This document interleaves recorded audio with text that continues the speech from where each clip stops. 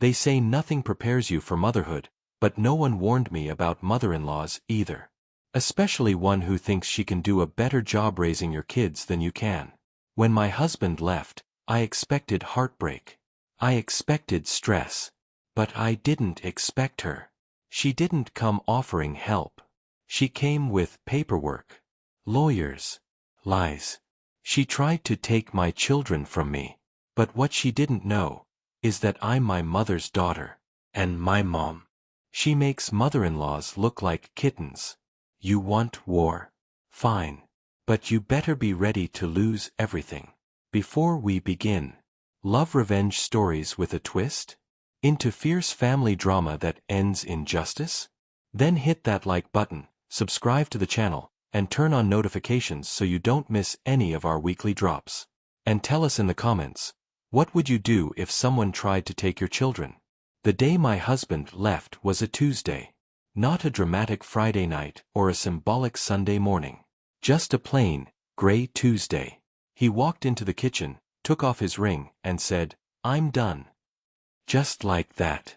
I stood there, holding a cup of coffee and wearing mismatched socks. Two toddlers played behind me, one with a juice box, the other with his finger stuck up his nose. My husband didn't look sad. Or angry. He looked relieved. I wish I could say I screamed. Threw something. Begged him to stay. But I didn't. I blinked at him and said, "Okay." Because deep down, I had seen it coming. He hadn't been the same in months. Distant. Cold. More interested in his phone than our boys. And now, he'd finally said what he'd probably rehearsed 100 times. I told him to pack his things that night. I didn't want my kids to wake up to a father who didn't want to be one. He didn't fight me. Not then. He hugged the kids goodbye the next morning like it was a sleepover, like he'd be back in a day or two. He wasn't. At first, I thought the hardest part would be explaining it to the kids. But they were young. Too young to understand why Daddy wasn't coming home. So I kept things soft. Gentle. Daddy's living in a different house now. They nodded. One asked if Daddy's new house had toys. I said I was sure it did. I didn't cry until they went to bed. But even then, it wasn't for him. It was for me. The version of me that thought she had a forever family. The next few weeks were a blur. Paperwork. Calls. Budgeting. My job as a part-time receptionist became full-time. My evenings were spent making macaroni and figuring out how to explain joint custody in toddler terms. Then came the phone call. His mother. Marcia. She had always been difficult. Passive-aggressive at best, openly controlling at worst. She once reorganized my kitchen without asking because it made more sense. She showed up uninvited. Corrected my parenting in front of guests. Gave the boys sugar before bedtime on purpose. But after the split, she called with something new in her voice. Purpose. "I think it's time we talk about what's best for the children," she said, as if I were a babysitter and not their mother. "What's best," I replied, "is for them to be with me." She sighed. "I've spoken to my lawyer." My stomach dropped. "Your lawyer?" "They deserve stability," she continued. "And with your financial situation and emotional stress, well, I just don't think this is healthy for them. I'm prepared to step in." I was speechless. She was serious. This woman had raised my ex-husband, the man who abandoned his family without a second thought. And now she wanted to step in and replace me? No. Absolutely not. I hung up without another word and paced the living room, hands trembling. I didn't know what she had planned, but I knew one thing. She declared war. And she had no idea what she was walking into. Because I had someone on my side too. Someone with no filter, no fear, and absolutely no limits when it came to protecting her family. My mom. And when I told her what Marcia had said, she smiled. Not a sweet smile. Not a sad one. A dangerous one. And then she said, "Oh, she picked the wrong family to mess with." After my call with Marcia, I barely had time to breathe before my own mother, Lorraine, was at my door. She didn't even knock, just barged in like a general walking onto a battlefield. "She actually said that?" she asked, her eyes wide, her voice sharper than glass. "She said she talked to a lawyer," I replied. "She wants custody." Lorraine crossed her arms and leaned on the counter. "She wants war? Fine. But she doesn't get to start it and think she'll walk away unscathed." I watched as she pulled out her phone. "What are you doing?" "Calling Bev." "Who's Bev?" "She's a retired family court clerk and an old friend of mine. We're going to find out exactly what your rights are and what that snake of a woman can't do." Within hours, my mom had folders, printed articles, sticky notes, and a list of 3 family lawyers, worth every penny. By nightfall, she had scheduled consultations with 2 of them. Meanwhile, I received a formal letter in the mail. From Marcia's lawyer. She was filing for grandparent visitation rights, and hinted at emergency custody. My stomach dropped again. The audacity of this woman was unreal. "But Mom," she didn't flinch. "She's trying to scare you. It's intimidation. But you're their mother. She has no legal ground unless she proves neglect, abuse, or abandonment. And you, sweetheart, are the exact opposite of all 3. Still, the thought of a courtroom terrified me. "I'm not ready for this," I whispered. "I don't want to drag the kids through a legal mess." "That woman already did," my mom said. "Now we don't roll over. We fight back." And oh, did she mean it.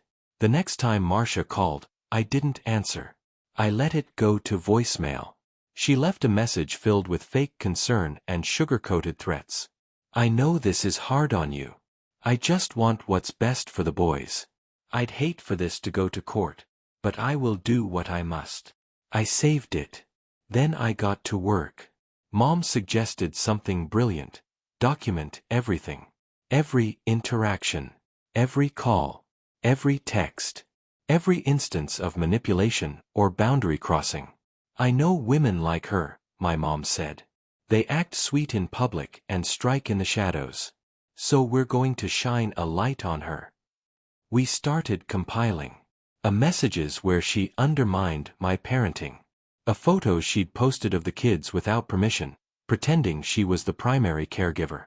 Screenshots of her commenting things like, "My babies would be better off with me," on Facebook. We weren't building a case. We were building a fortress. Meanwhile, Mom was working behind the scenes too. She reached out to the parents of kids I used to babysit, former teachers who remembered my involvement at school, even my manager, gathering character references, statements, and testimonials. She even scheduled a meeting with our pastor. "You're going to walk into that courtroom like the goddess of motherhood," she said, while she stumbles in dragging her broomstick. I laughed harder than I had in weeks. But beneath the humor, I felt power growing. I wasn't alone. And I wasn't afraid anymore. 1 week before the court hearing, Marcia showed up at my door. Unannounced.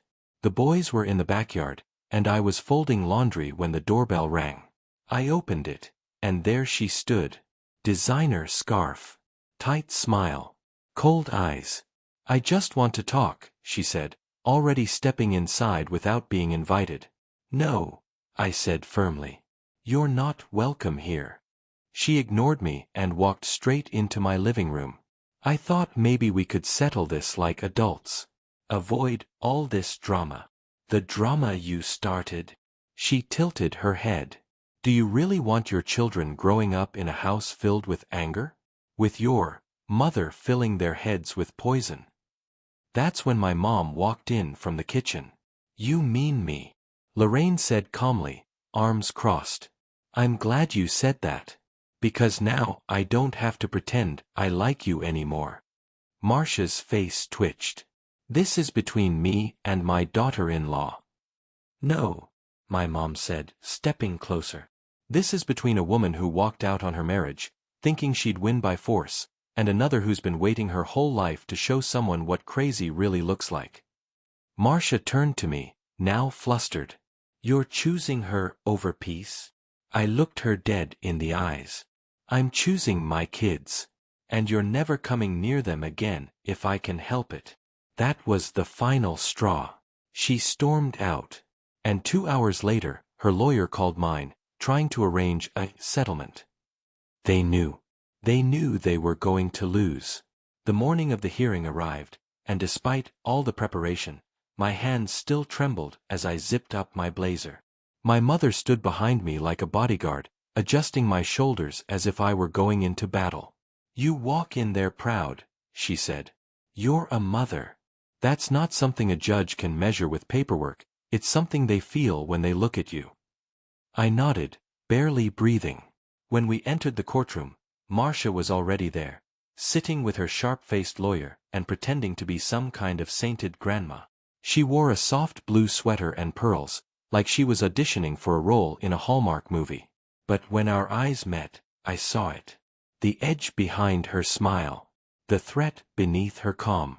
My lawyer, an intelligent woman named Nadine, gave me a reassuring pat on the shoulder.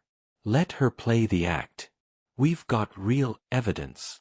And we did. A binder full. The judge, an older man with tired eyes, asked both parties to present opening remarks.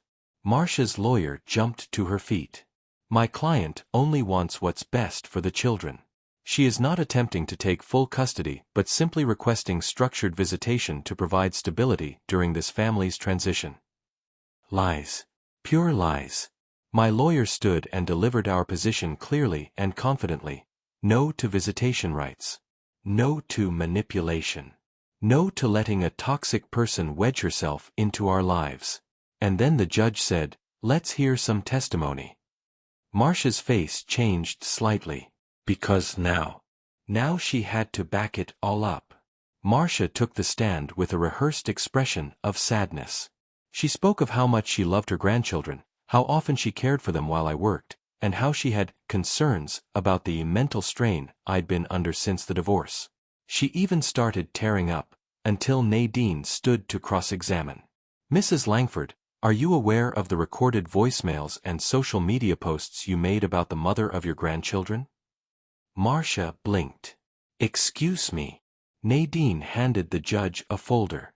Exhibits A through E, including a voicemail where the witness says, and I quote, "She doesn't deserve them. I'll take them if I have to." The judge raised an eyebrow. Marcia looked rattled. But it got worse.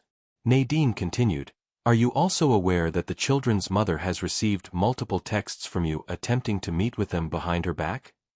"That's not true," Marcia snapped, forgetting her act. Nadine turned toward the judge. "Your Honor, the texts are time-stamped and backed up. This isn't concern. It's coercion." Marcia's lawyer tried to intervene, but the damage was done. Her halo had cracked, and everyone in the courtroom saw it.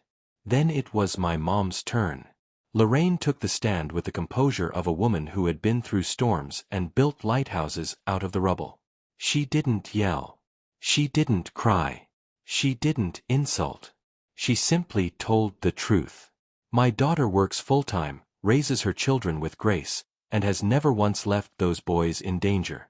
This, she gestured toward Marcia, is about control. It always has been. The courtroom was silent. My grandchildren are happy. They are safe. And they do not need to be uprooted or confused by someone who plays power games because her son couldn't keep his vows. The judge nodded slowly, taking notes. I watched Marcia squirm in her seat. But the real moment of power came when Lorraine said, "And if you need someone to testify on who has truly been there for those kids, not just with photos or gifts, but with love, I'll stand here as long as it takes." Marcia looked like she wanted to melt into the floor. The hearing concluded shortly after, and the judge said he would make a decision by the end of the week. I left that courtroom shaking, but not from fear. From relief. Because win or lose, I hadn't stood alone. And I had finally made her answer for everything. The following days were filled with anxiety. Every time my phone buzzed, my heart skipped. Every time I heard the mail slot click, I held my breath. Then, on Friday afternoon, my lawyer called. Judgment came through, Nadine said. Want the good news or the great news? I laughed, half crying already. Give me the great news. The court denied her petition entirely. No visitation. No involvement. The judge ruled that her behavior was manipulative and potentially harmful. You're safe. The kids are safe. I nearly dropped the phone. I sat on the kitchen floor and sobbed, not because I was broken, but because I had won. I had been afraid that somehow Marcia would twist things, that her money, her fake tears, her sense of entitlement would cloud the court's vision. But truth won. And as if that wasn't enough, Nadine added, the judge also added a recommendation that she cease all contact or risk further legal action. We can file for a restraining order if she tries anything. She didn't. Not immediately. But people like Marcia don't vanish without one last tantrum. And hers was coming. A week later, I picked up the boys from school, and one of the teachers pulled me aside. Just wanted to mention, she said gently, your ex-mother-in-law was in the parking lot yesterday. She said she was waiting for someone, but she didn't pick anyone up. It was odd. My stomach dropped. I thanked her, then drove home in silence, my grip on the steering wheel tighter than usual. That night, I installed a new security camera above my front door. My mom insisted we rotate cars when picking up the boys and notified the school administration not to release them to anyone except me, my mom, or a pre-approved list of contacts. The next morning, I got a text. Unknown number. They're still my grandchildren. This isn't over. I took a screenshot, blocked the number, and sent the image to Nadine. We filed for the restraining order that afternoon. It wasn't just about legal boundaries anymore, it was about safety. And the more Marcia tried to push back, the more obvious it became that she wasn't interested in the kids. She wanted control. And she had officially lost it. 2 months passed. No calls. No parking lot sightings. No texts from blocked numbers. Just peace. I took the boys to a weekend carnival one Saturday and watched them laugh under a sky full of color. Cotton candy in one hand, a balloon in the other. They didn't know the battles I had fought for them. They just knew they were loved. Later that evening, as I put them to bed, my mom sat beside me on the couch, sipping tea. She looked at me for a moment, then said, I'm proud of you. I blinked. For what? For standing up. For not giving in to fear. For showing them what real strength looks like. I leaned my head on her shoulder and smiled. You know, I said, if she had backed off in the beginning, we might have avoided all of this. Some people only understand pain when it comes back to them, she said. She tried to play the villain, I added, but she didn't know my mom was the boss of the final level. We laughed. And for the first time in a long time, I knew we were going to be okay. Marcia would forever be a footnote in our story. But the headline? A mother's love. A grandmother's wrath. And a battle nobody saw coming. Think it's over?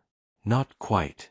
Wait until you see who decides to come back into the picture, and the new drama it causes.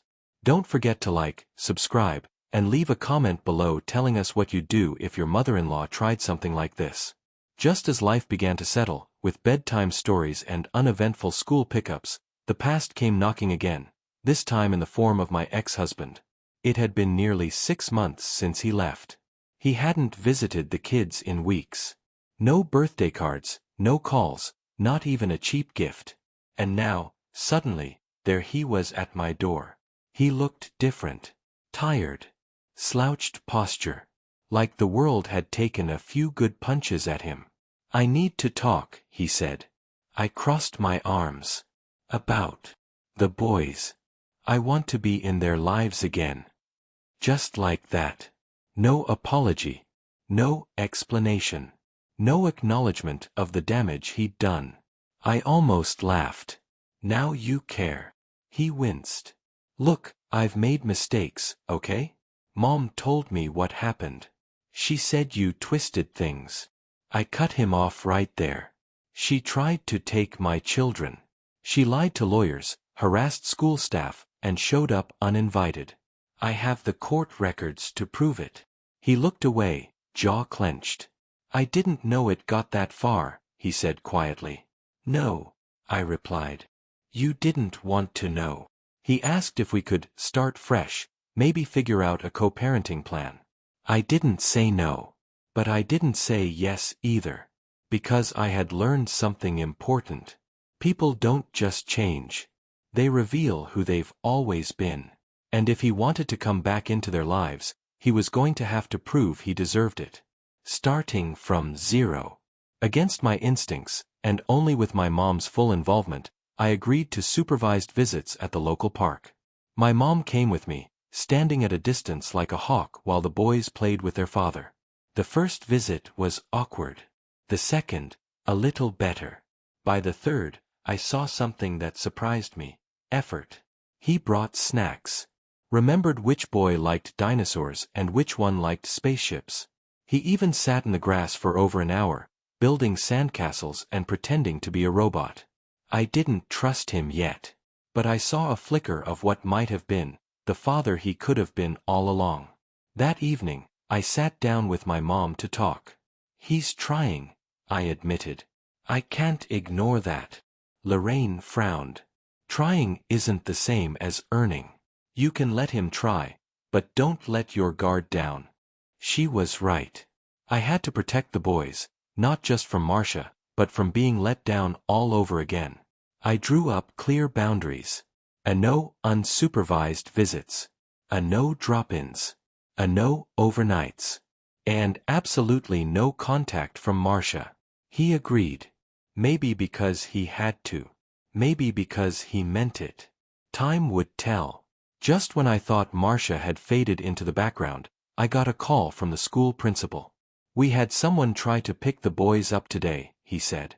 She claimed to be their grandmother. My stomach flipped. She's not on the approved list, he added. We stopped her immediately. She left when we asked her to. But we thought you should know. I thanked him, heart pounding. Then I called my lawyer and updated the restraining order request. It was granted within 48 hours. I informed my ex-husband of what happened, and for the first time, he seemed genuinely angry. Not at me. At her. She went behind my back, he said. I swear, I didn't know. Now you do, I said. And this is your moment to choose. He didn't hesitate. If she tries anything again, I'll block her. For good. Maybe he finally saw what she really was. Or maybe, just maybe, he'd been a puppet in her show all along. But this time, he cut the strings. The restraining order stood like a silent wall. And for the first time in what felt like forever, life became normal. My ex stuck to the supervised visits. He started showing up not just physically, but emotionally. He listened. He laughed. He didn't just play dad on Saturdays. He earned his place, one patient, small step at a time. But trust isn't a switch. It's a bridge, rebuilt plank by careful plank. And while I watched him work, I never stopped watching for cracks.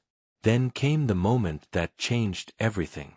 It was my youngest's school play. He was a tree. Not a speaking role, but you'd think he was the star of Broadway the way he lit up when he saw us in the crowd. Me. My mom. And, yes, his dad. He beamed, waved both arms, nearly knocked over another kid in costume. And when the lights went down and the play began, I looked over, and saw my ex crying. Not a loud sob. Not for attention. Just quiet tears, sliding down his face as he watched his son pretend to be the wind. After the show, as we bundled up the boys, he said something that made Lorraine, the woman who'd threatened lawyers and faced down demons, go silent. Thank you, he said, for protecting them. Even when I didn't. She didn't answer.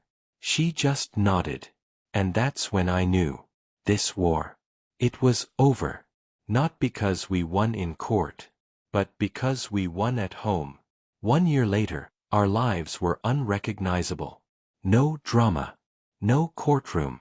Just birthday parties, bedtime stories, and loud Sunday breakfasts with too much syrup and too little patience. The boys knew love. From me. From their father, who, for the first time, stopped running. And from Lorraine, who became less of a guard dog and more of a grandmother again. As for Marcia, she faded like a bad dream. She made one last attempt to send a letter, blaming everyone but herself. I didn't read past the first sentence. I burned it in the fireplace, watched the ashes float up like ghosts. And then I turned back to my family. Because this wasn't a story about revenge. It was a story about resistance, resilience, and rising. My kids won't remember court dates, or screaming voicemails, or the way I cried behind closed doors. They'll remember that their mom stood up, that their grandma stood beside her, that no one, no ex, no in-law, no judge, could break what we built. So if you're watching this, and you're in your own storm, hold fast. Because sometimes, the fiercest love doesn't come quietly. It roars. And when it does, no one can take what's yours. Don't forget to like, subscribe, and share this story with someone who needs to hear it. Because family isn't always blood. It's who fights for you when the world says you can't win.